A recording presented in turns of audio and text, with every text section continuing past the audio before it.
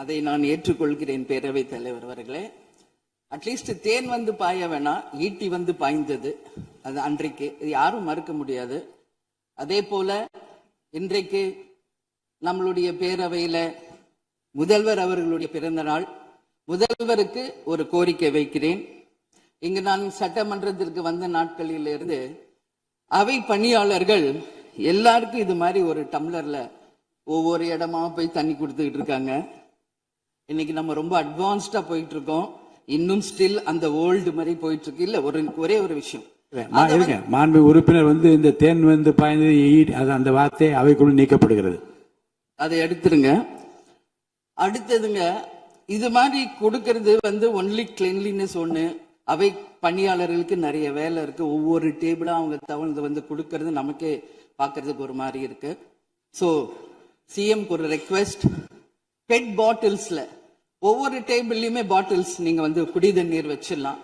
குடிச்சிட்டு அவங்கவுங்க இடத்துல அவங்கவுங்க வச்சிட போறாங்க. இதனால கவர்மெண்ட்டுக்கு எக்ஸ்ட்ரா செலவும் ஒன்றும் வரப்போறது இல்லை. அவங்கவுங்க இடத்துல வச்சிடலாம் அப்படின்ற என் கருத்தை நான் சொல்றேன். ஏன்னா இது டம்ளர்ல கொடுக்கறதும் அது மறுபடியும் கேட்கறதும் அவங்க வருவதும் அவங்களுக்கு நிறைய பணிகள். அது பதில் ஒவ்வொரு சீட்ல ஒரு பெட் பாட்டில்ஸ் மாதிரி கண்ணாடி பாட்டில்ல வாட்டர் வச்சுட்டா அவங்களுக்கு தேவைக்கு எடுத்துட்டு கொடுத்துடலாம். சோ இது பிறந்த நாள்ல முதலமைச்சருக்கு ஒரு கோரிக்கை வைக்கிறேன். அதுக்கு நாம நெகிழியில வேண்டாம், பிளாஸ்டிக் பாட்டில்ஸ் நம்ம அலோவ் பண்ண வேண்டாம், கண்ணாடி பாட்டில்ல நம்ம வைக்கலாம். உறுப்பினர் மாண்புமிகு பேரவைத் தலைவர் அவர்களே, அந்நியார் அவர்கள் ஒரு நல்ல கருத்தை இங்கே சொல்லியிருக்கிறார்கள். அந்த கருத்து ஏற்புடையது அல்ல என்பதை நான் தெரிவித்துக் கொள்ள கடமைப்பட்டிருக்கிறேன். என்ற கோபம் வந்தால் தண்ணி பள்ளி கொண்டிருக்க வாய்ப்பு இருக்கிறது.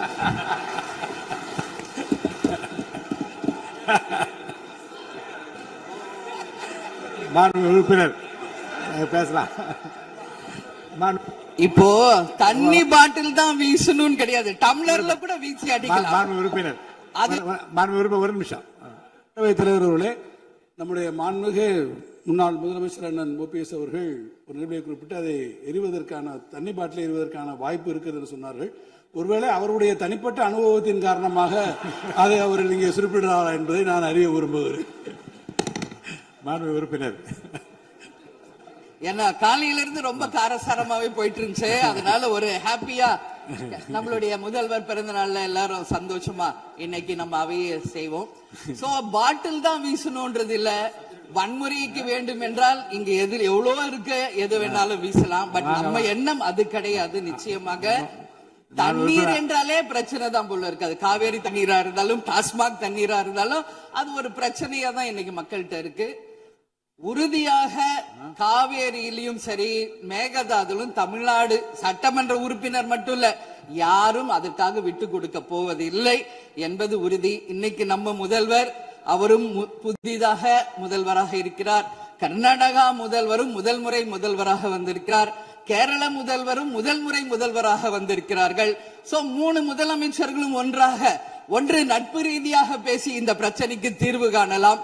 அப்படி இல்லை என்றால் அவங்க சொல்றது கேட்கலன்னா பக்காவா நம்ம சட்ட ரீதியாக ரொம்ப ரொம்ப பழமையான ஒரு விஷயத்தை அன்னைக்கு நான் சொன்ன மாதிரி பேசிக்கிட்டே தான் இருக்கிறோம்.